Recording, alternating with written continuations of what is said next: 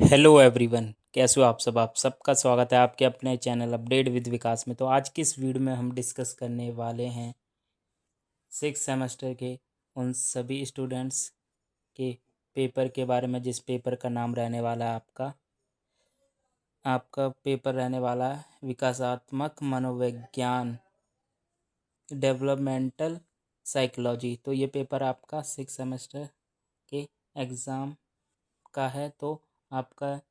तो six semester के exam में क्या क्या इंपॉर्टेंट क्वेश्चन आएंगे और क्या क्या मोस्ट इंपॉर्टेंट क्वेश्चन रहने वाले हैं, तो आज की इस वीडियो में यही बात करेंगे। तो आपका पेपर रहने वाला विकासात्मक मनोविज्ञान और डेवलपमेंटल साइकोलॉजी। तो ये पेपर आपका 3 घंटे का रहने वाला है, ठीक है, और 90 मार्क्स का टोटल पेपर रहने वाला। और क्या क्या इंपॉर्टेंट क्वेश्चन है आज की इस वीडियो में यही बात करेंगे। वीडियो अच्छी लगे तो चैनल सब्सक्राइब करो और बेल आइकन दबा दो, ठीक है। तो सबसे पहला क्वेश्चन आप देख सकते हैं, ये रहा, ठीक है। सबसे पहला क्वेश्चन पढ़ते हैं क्या पूछ रहा है इसमें। विकासात्मक मनोविज्ञान की परिभाषा। आपको विकासात्मक मनोविज्ञान की परिभाषा देनी है, डेवलपमेंटल साइकोलॉजी की डेफिनेशन देनी है, ठीक है। उसकी प्रकृति, क्षेत्र एवं महत्व का वर्णन करना है। और जो विकसनात्मक मनोविज्ञान है उसकी प्रकृति कैसी है वो बताना, और उसके क्षेत्र के बारे में बताना, और उसके महत्व का वर्णन करना है कि उसका महत्व क्यों है। जी जी ने पीजे के संज्ञानात्मक विकास सिद्धांत के विस्तार से व्याख्या करें। जी ने पीजे के संज्ञानात्मक विकास सिद्धांत, जी ने पीजे ने संज्ञानात्मक विकास सिद्धांत दिया था, आपको उसकी व्याख्या करनी है, ठीक है। दूसरा क्वेश्चन आता है एरिक एरिक्सन।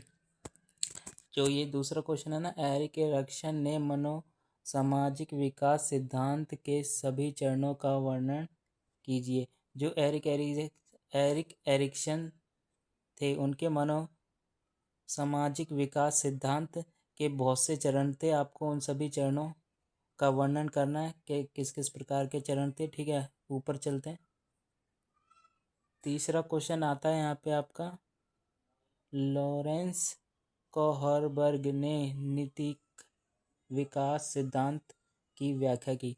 देखिए, लॉरेंस कोहलबर्ग ने नैतिक विकास सिद्धांत की व्याख्या करनी। जो लॉरेंस कोहलबर्ग ने नैतिक विकास के ऊपर जो सिद्धांत दिया था, आपको उसके बारे में बताना है। चौथा क्वेश्चन है, गर्भकालीन प्रसवपूर्ण गर्भकालीन विकास के चरणों और विकास को प्रभावित करने वाले कारकों का वर्णन करें। तो देखिए, जो बच्चा गर्भ में होता है उसके विकास के चरण एवं विकास को प्रभावित करने के कारकों को आपको बताना है, ठीक है। तो ये आपका क्वेश्चन रहने वाला है, चौथा क्वेश्चन। इसके बाद पांचवा क्वेश्चन देखते हैं। पांचवा क्वेश्चन क्या है, शैशवावस्था, बाल्यावस्था और किशोरावस्था की प्रमुख विशेषताओं का वर्णन करें। तो ये हमारे जीवन की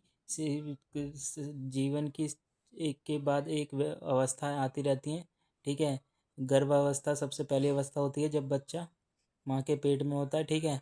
तो शेषावस्था, जो बच्चा पैदा होने के 2-3 साल रहता है वो शेषावस्था होती है। और बाल्यावस्था जब वो स्कूल के बहुत ही नर्सरी केजी फर्स्ट सेकंड में जाता है तो वो होती है। और किशोरावस्था जब वो 6, 7, 8 में आ जाता है, ठीक है।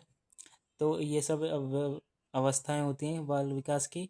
इसकी आपको विशेषताएं बतानी है, ठीक है, कि वो शिक्षा किस किस तरीके से प्राप्त करता है, कैसा उसका सामाजिक विकास होता है, इन सभी अवस्थाओं में वो आपको बताना। तो ये आपका पांचवा क्वेश्चन हो जाएगा। अगले क्वेश्चन पे चलते हैं। अगला क्वेश्चन है आपका, पूर्णावस्था और वृद्धावस्था में होने वाले शारीरिक, मानसिक एवं सामाजिक परिवर्तन की व्याख्या करें।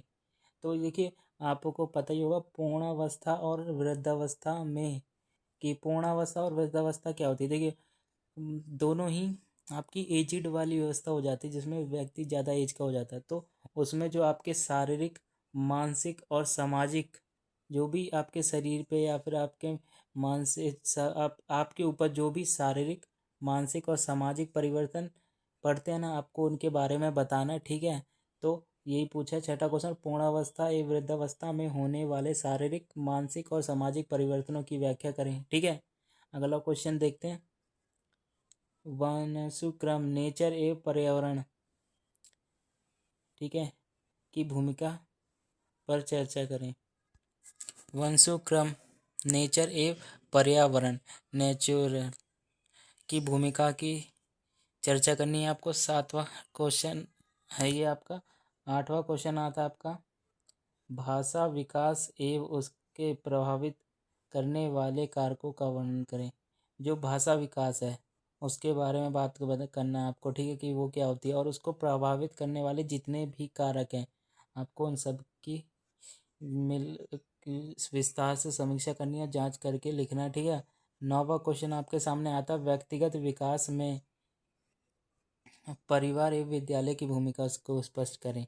तो भाइयों देखो, जो भी किसी भी व्यक्ति के विकास के लिए उसके समाज, परिवार, विद्यालय की अलग अलग भूमिकाएं होती हैं। जब भी कोई बच्चा किसी परिवार में जन्म लेता है तो उसका विकास सबसे पहले परिवार द्वारा ही होता है, ठीक है। उसमें परिवार के बड़े लोग उसे अच्छी आदतें सिखाते हैं और चलना फिरना सिखाते हैं, जिससे बच्चा थोड़ी बहुत जानकारी प्राप्त करता है, ठीक है। और कोई कोई पेरेंट्स तो उन्हें घर में पढ़ाना भी शुरू कर देते हैं, छोटी छोटी बातें जैसे कि ABCD हो गया, आसनार हो गया, ये सब चीज़ें पढ़ाना शुरू करते हैं। और विद्यालय में किसी भी व्यक्ति का विकास अलग तरीके से होता है, तो ये आपको बताना है पूरी तरीके से, ठीक है। तो ये आपके टोटल लॉन्ग क्वेश्चन है, तो 9 मैंने लॉन्ग क्वेश्चन करा दिए, इनमें से कोई ना कोई आएगा ही क्वेश्चन। और आप देखते हैं आपके जो शॉर्ट नोट आते हैं लघु, जो 5 से 6 नंबर के क्वेश्चन आते हैं जिनमें आपको शॉर्ट नोट लिखना होता है, ठीक है। तो जैसे कि यहाँ पे आपको देखने को ही मिल जाएगा जो लघु लघु हाँ सॉरी, एक मिनट, लघु उत्तर प्रश्न 5 अंक, तो ये शॉर्ट नोट होता है, ठीक है। तो शॉर्ट नोट आपके बहुत कम मार्क्स के आते हैं, 5 से 6 मार्क्स के आते हैं, और आपको 5-6 दिए होते हैं, उनमें से 2-3 करने होते हैं। तो पहला तो आपको करना पड़ेगा कि विकसनात्मक मनोविज्ञान क्या है। जो ये आपका विकसनात्मक मनोविज्ञान है वो क्या है और इसके बारे में आपको बताना, और आप इसकी परिभाषा भी दे सकते हैं। तो ये आपका दूसरा क्वेश्चन है आपका वृद्धि एवं विकास में अंतर। तो देखिए, जो वृद्धि और विकास है दोनों ही समय के साथ साथ बढ़ते हैं, ठीक है। वृद्धि आप और विकास में आप अंतर बता देंगे, ये आपने पढ़ा ही होगा। तो तीसरा चलते हैं लगाव। लगाव आपको अटैचमेंट के बारे में बताना है, ठीक है। लगाव क्या होता है? जब भी आपकी किसी व्यक्ति के साथ लगाव हो जाता है तो आप उससे खुलकर बात कर सकते हैं, अपनी बातों को उस व्यक्ति के साथ आराम से शेयर कर सकते हैं, क्योंकि आपसे उसका एक अच्छा जुड़ाव हो गया है, जिससे आप अपने सीक्रेट भी उसे बता सकते हैं और आप उस पर हद से ज़्यादा भरोसा करने लगते हैं। तो लगाव में आप यही लिख सकते हैं। चौथा है आपका बुद्धि का विकास, कि बुद्धि का विकास क्या है आपके बारे में बताना है, ठीक है। बुद्धि का विकास कैसे होता है उसके बारे में बता सकते हैं। 5वां है आपका भाषा का विकास। भाषा का विकास के बारे में बताना है आपको। अगले चलते हैं, और ये 5 शॉर्ट नोट हो गए। अगले शॉर्ट नोट देखने क्या। पहला आ गया आपका सामाजिक विकास। आपको पहले सामाजिक विकास के बारे में बताना है। यहाँ पे मिस प्रिंटिंग हो गई, यहाँ पे आपका विकास है, ठीक है। तो सामाजिक विकास के बारे में बताना है। 7वां आपको व्यक्तिगत विकास के बारे में बताना, जो किसी व्यक्ति का सामाजिक विकास कैसे होता है वो बताना है। देखिए, सामाजिक रूप में किसी व्यक्ति का विकास आप इस प्रकार से देख सकते हैं कि वो व्यक्ति समाज में किस प्रकार से व्यवहार करता है और समाज में उसकी किस प्रकार की इज्जत होती है। समाज का अगर कोई व्यक्ति समाज में सही तरीके से लोगों से बोलता है और मिलकर बात करता है तो उसका सामाजिक विकास अच्छा होता है, ठीक है। व्यक्तिगत विकास किसी पर्टिकुलर व्यक्ति का विकास के ऊपर लिखना है। व्यक्तिगत विकास क्या होता है उसके ऊपर लिखना है। 8वां आता है आपका पालन पोषण की शैलियाँ। आपको पालन पोषण की शैलियों के बारे में लिखना है। 9वां आता है आपका खेल का महत्व। आपके जीवन में खेल का महत्व क्या है उसके ऊपर लिखना है, ठीक है। और आपको वृद्धावस्था की समस्याओं के बारे में लिखना है। जो वृद्धावस्था के समय जो समस्याएं आती है, जो 60 साल के ऊपर जो लोग हो जाते हैं उनके जीवन में जो भी जीवन जीने में समस्याएं आती हैं आपको उसके बारे में बताना है। अगला क्वेश्चन देखते हैं, सॉरी, हाँ, 11वां क्वेश्चन देखते हैं। 11वां इन्होंने पूछा है यहाँ पे, जो किशोर अवस्था है उसकी विशेषताएं बतानी है। किशोर अवस्था है उसकी भी आपको विशेषताएं बतानी, ठीक है। जो भी आपका टीनेज के बाद जो भी आपके शरीर में परिवर्तन होते हैं और जो भी मानसिक, शारीरिक और सामाजिक परिवर्तन होते हैं आप उसको इसमें लिख सकते हैं। 17वां क्वेश्चन है संवेदनात्मक विकास के बारे में बताना है आपको, ठीक है। ये आपका 12वां क्वेश्चन है।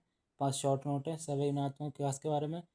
आखिरी एंड लास्ट अंतिम महत्वपूर्ण अति महत्वपूर्ण सिद्धांत के बारे में बताना।